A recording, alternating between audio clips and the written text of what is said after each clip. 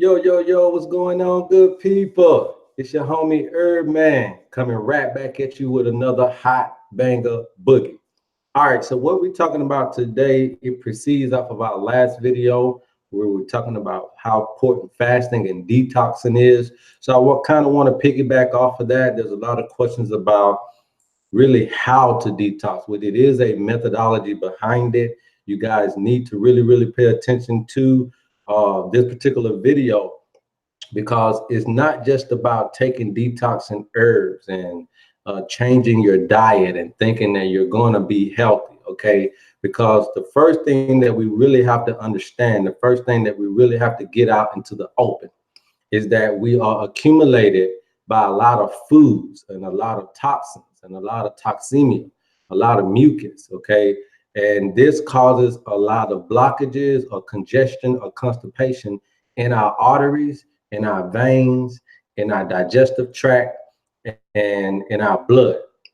And what we need to do, first of all, is we have to free up those congestions, okay? And just changing your diet, you're still consuming food, okay? And so what we're trying to do, and the main thing is trying to do here, is you have to give your body time to heal itself. And that is the main thing here. That is the main number one thing that you got to understand.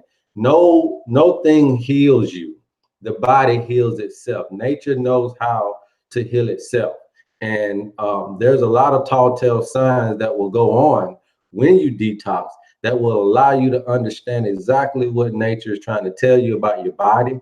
And there's also too, it'll tell you what you need to be doing, even after, during, and after your detox. Okay. So we don't just want to change diets, okay, because that's still consuming food. And for the most part, most of us, the reason why we're in these disease states are because of consumption. So it doesn't matter about the keto, the paleo, the vegan, the meat diets. All of these particular things is still encouraging you to consume.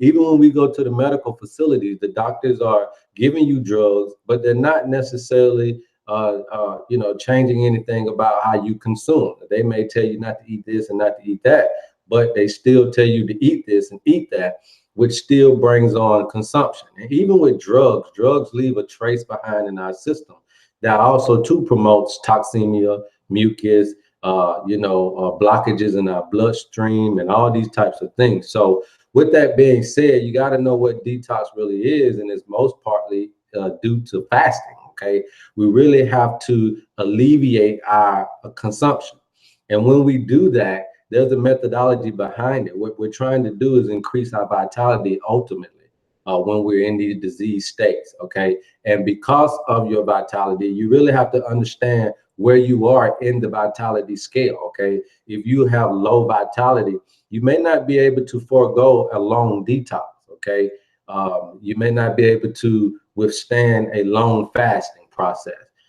If you do have good vitality, but you're still in a disease state, you might very well be able to undergo a long detoxing process, a long fasting process. So we got to understand where we are in the process. So diagnosis in that particular constraints is very important.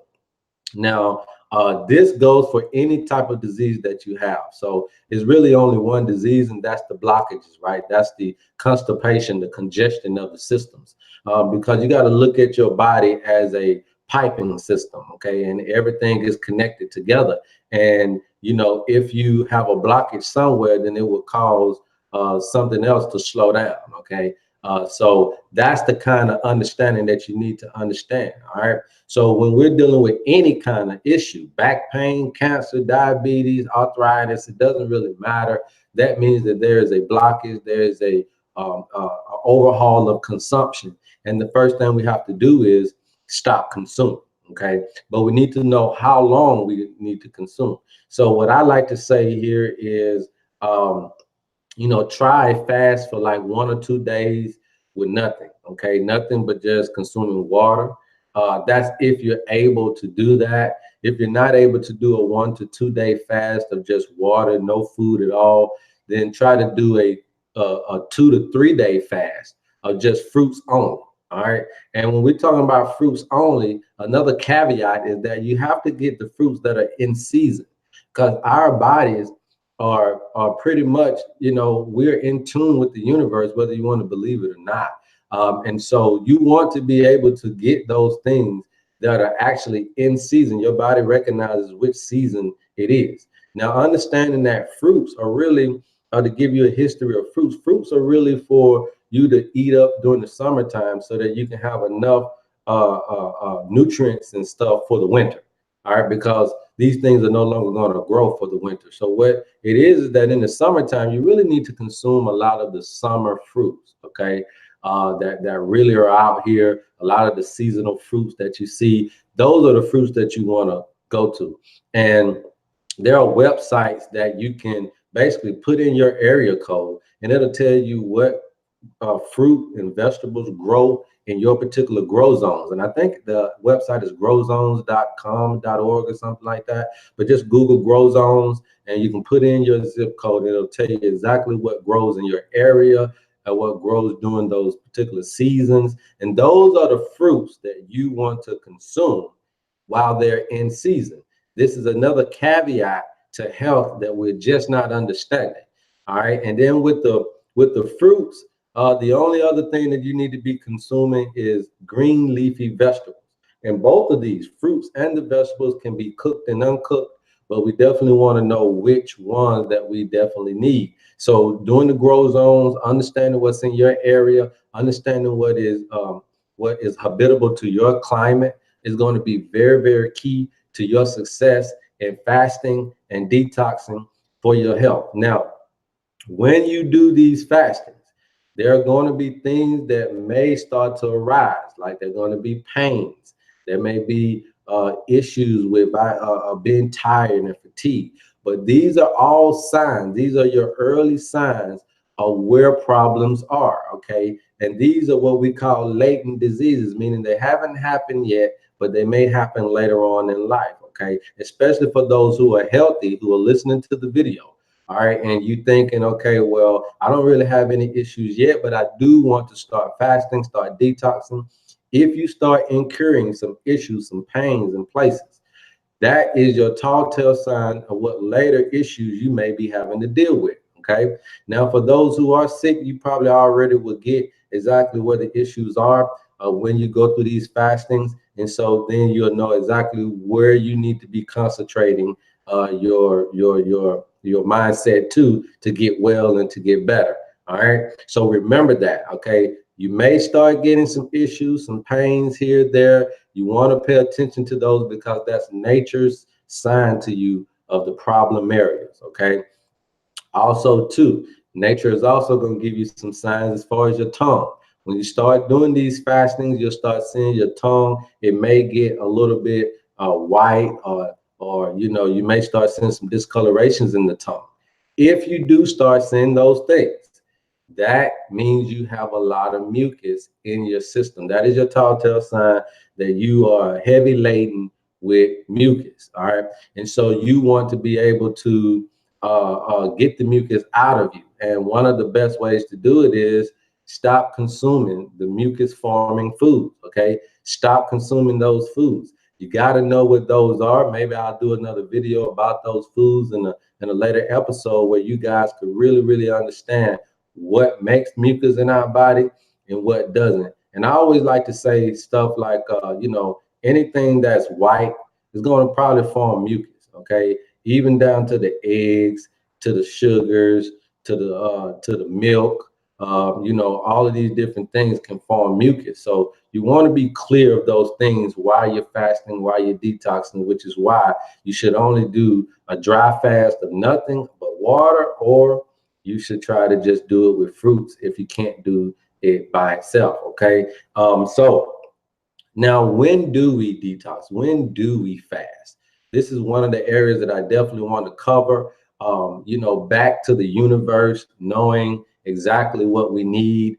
The universe has these specific times that we all can enjoy a fast, that we all can enjoy our 2 or 3 days. It not only will it help us from a health standpoint to fast. But if we can connect it to when the universe is telling us when to fast, you might even get more out of the fasting, out of the detox process. So I want to share my screen with you guys for a second here. And I kind of just want to go over what I'm talking about in this particular situation here. So give me 1 second.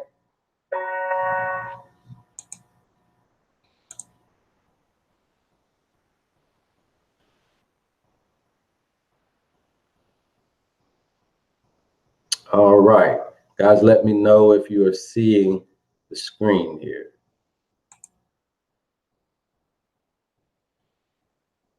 All right, so hopefully you guys can see the screen here that I'm sharing. This is from moontracks.com. You guys could go on there and take a look at what we got. So every month, each and every one of us, depending on our zodiac, gets an opportunity to get a 3-day fast, okay?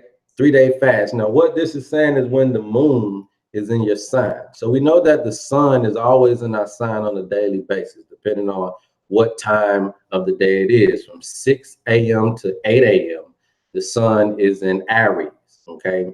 From 8 a.m. to 10 a.m., the sun is in Taurus. From 10 a.m. to 12 a.m., the sun is in Gemini. And from 12 to 2, it is in Cancer. From 2 to 4, it is in Leo. From 4 to 6, it is in Virgo. From 6 to 8, it is in Libra. From 8 to 10 p.m., it is in Scorpio. From 10 to 12 p.m., it is in Sagittarius. From 12 to 2 a.m., it is in Capricorn. From 2 a.m. to 4 a.m., it is in Aquarius. And from 4 a.m. to 6 a.m., it is in Pisces. And then the story starts all over again, right? So what we're saying is that on a daily basis, the sun goes in a clockwise situation, the moon goes in a counterclockwise. And at certain points, they meet up. And these points where they meet up is a great time for us to fast. It's a great time for us to fast. So if you are a Gemini, and we're looking at July right now. Right now is July the 14th. So right now the Capricorns have a 3-day fast. Now look at the dates here. You'll see from the 14th to the 17th. Now this is just what the universe does. Has anything to do with man, okay? This is all about what the universe does. So when you say, well, when is a great time for me to fast? And I know if you go back to our previous video that we just did about detoxing, I was telling you about fasting for and detoxing for 2 or 3 days each and every month. Why? Because that is the actual time that you should be taking out of every 30 days. This is your 10% tithing that you always hear in the church, where we're talking about giving 10% back unto God. Well, this is the time that we're talking about. This is the 10% of each month that you will give back your body unto the universe, and you will stop consuming. You would stop consuming.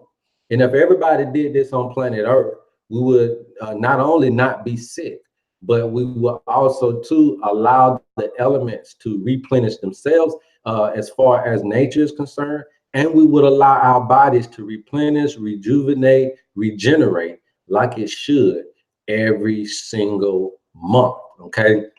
So right now, the Capricorns will do this from July the 14th to July the 17th. Okay. Basically 2.5, 3 days. All right. Aquarius will start from July 17th to July 19th. And you can just pull this up on moontracks.com/lunar_ingress.html. Okay. And you will come up with this. And this is basically what I would say your times you should fast. Okay. Your time you should detox every single month to just add a little bit more power, a little bit more oomph, a little bit more vitality to your fasting process. Okay. If you don't want to do it this way, you want to pick your own times, that's up to you. But I would suggest, you definitely, just stop running away from the universe and what nature has to bring us, and start understanding how to how to add nature into everything that we're doing. Like I said before, this is going to be a very, very vital time for us to be able to integrate what nature is saying to us from a universe standpoint and from a body standpoint. And that is some of the greatest things that we haven't necessarily integrated into what we call trying to be healthy, our diet process. So these are the things that you need to understand about how to detox. You need to know when to detox. You need to know what to look for in your detox so that you can understand your problem areas. Then you need to add the right herbs that will go along with uh, uh, uh, assisting your body to heal those particular ailments, and so that you can really, really achieve the optimal health that you're looking for. And I want to reiterate this. It does not matter what situation you're in. It does not matter if you got AIDS, herpes, cancer, any of the incurables. It does not matter if you got autoimmune diseases, lupus. It doesn't matter if you got Hodgkin disease, Crohn's disease, Bright's disease. It doesn't matter if you got a skin disease, a liver, a kidney. It does not matter what they call the disease. It does not matter even if you are not latent with disease, if you're not even sick. This is still something that you guys should know for the proper healing of yourself. Okay. Whenever you get into a situation, this is the methodology that you should use. And if you want to stay away from situations, this is the methodology you should use. All right. So, hey, look, man, that's all I really got for you guys. I try to come on here, give you all of me, give you everything that I've learned in my tenure here, and trying to promote health, trying to promote healing within yourself. Continue to meditate, continue to exercise. If you guys can't do those things, try to do some acupressure, try to get out and walk, try to get out and jog. Do all of the things you need to do to get back one with nature. And you need to grow your own food if you haven't learned how to do that yet. I have a slew of videos talking about growing your own food, how it's important to do that. You can't always depend on the medical system, nor can you depend on the food industry as a whole. I'm not saying they're trying to kill you, but I do know they're not trying to heal you. So with that being said, man, I love you guys, and there's absolutely nothing you can do about it. And go tell somebody, your homie HerbMan was on. And until next time, peace. Yes, sir.